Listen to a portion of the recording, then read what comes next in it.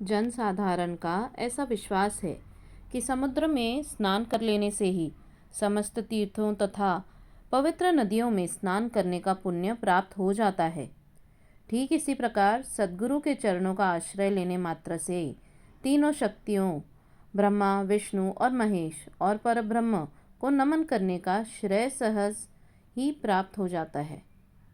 श्री सच्चिदानंद साई महाराज, जो भक्तों के लिए कल्पत्रु, दया के सागर और आत्मानुभूति देने वाले हैं, हे साईं, तुम अपनी कथाओं के श्रवण में मेरी श्रद्धा जागृत कर दो।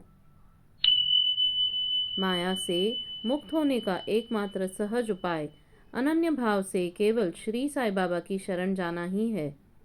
वेद वेदांत भी माया रूपी सागर से पार नहीं उतार सकते। यह कार्य तो केवल सद्गुरु द्वारा ही संभव है। समस्त प्राणियों और भूतों में ईश्वर दर्शन करने के योग्य बनाने की क्षमता केवल उन्हीं में है। ईश्वर नाम के जाप का महत्व तो सभी को विदित ही है, जो हमें पापों से बचाकर, कुवृत्तियों से हमारी रक्षा कर, जन्म तथा मृत्यु के बंधन से छुड़ा देता है। यह आत्मशुद्धि के लिए एक उत्तम साधन है, जिसमें न किसी सामग्री की आवश्यकता है और न किसी नियम के बंधन की।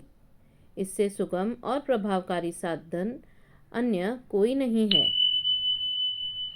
अब सदैव राजा राम का जप किया करो, और यदि तुमने इसका अभ्यास क्रमबद्ध कर लिया तो तुम्हें अपने जीवन के ध्येय की प्राप्ति अवश्य हो जाएगी। तुम्हें पूर्ण शांति प्राप्त होकर अत्यधिक लाभ होगा।